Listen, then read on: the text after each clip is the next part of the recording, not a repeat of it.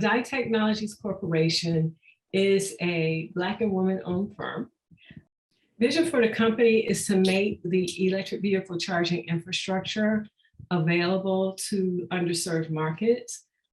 We are approaching a point where we might be over-automating to a certain extent.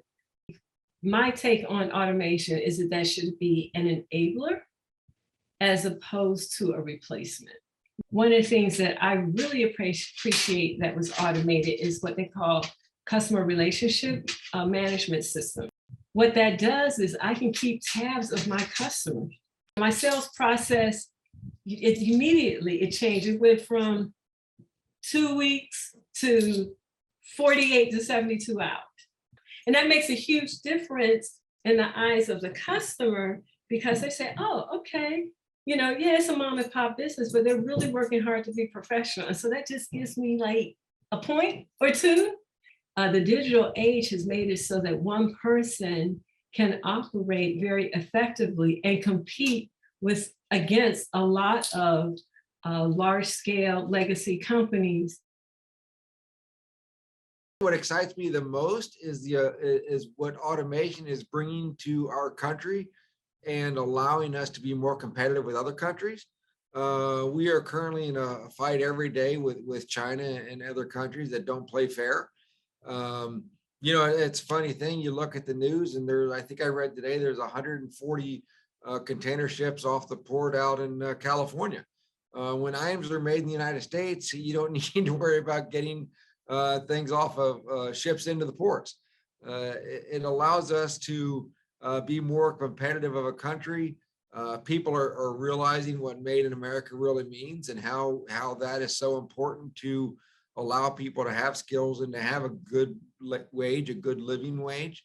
The more we manufacture in the United States, the more we're going to be a country with a higher skill level and higher wages, and everyone has the opportunity in this country to succeed.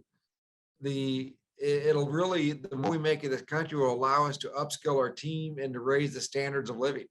And that's automation will be able to do that, to help us with that. Is a good thing because what you can do is you can take jobs that are unsafe.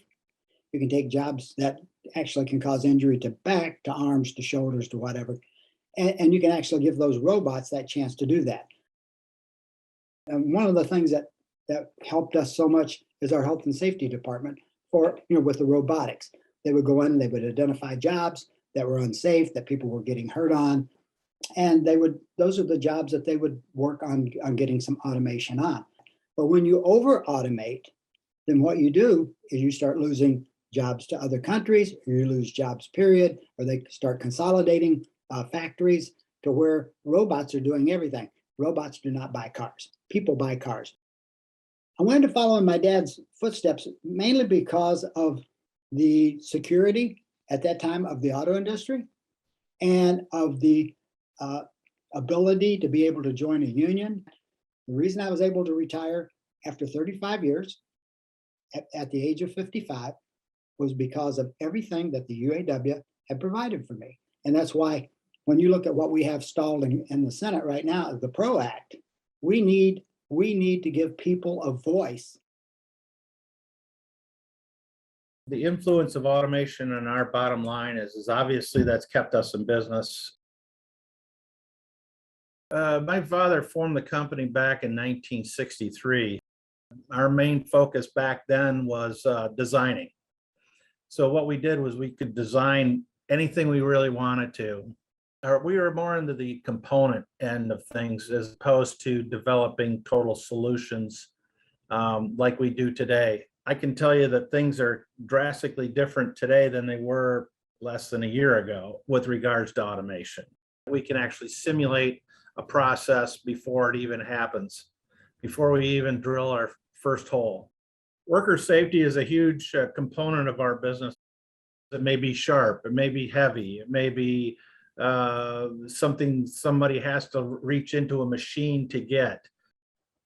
Anybody that thinks of automation as a job killer is looking at this completely wrong. It's actually an opportunity to collaborate with the automation itself. I wasn't born here. I was born in Ecuador. I grew up in Puerto Rico. I became a naturalized citizen just in 2014, not all that long ago. And now I'm making direct contributions to the United States space program through NASA. I am the engineering operations mechanisms lead for the Mars 2020 rover.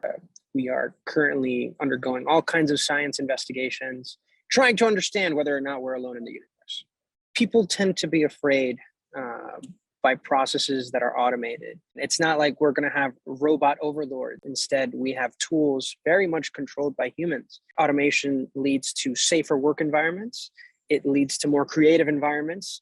It's going to require us to be more human. There are jobs on the line, right? Like as we start moving towards automated processes, people are being replaced at the end of the day by machines.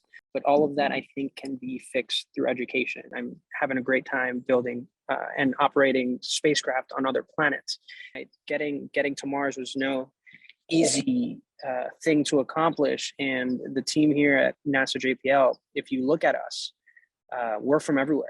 And it's one of the best examples for what we're able to accomplish when we work together and bring all these different people to work on the most difficult problems that could possibly exist.